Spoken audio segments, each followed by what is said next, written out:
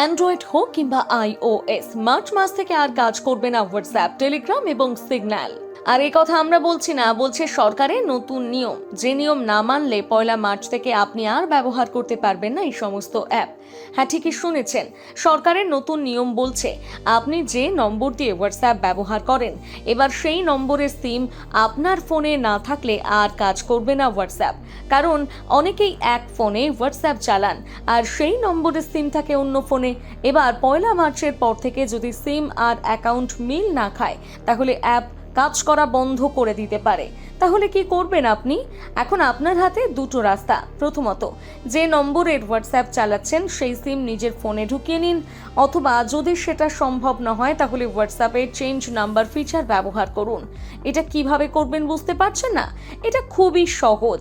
প্রথমে হোয়াটসঅ্যাপ সেটিংয়ে যান, সেখানে অ্যাকাউন্টে ক্লিক করুন, এরপর চেঞ্জ নাম্বারে সিলেক্ট করুন।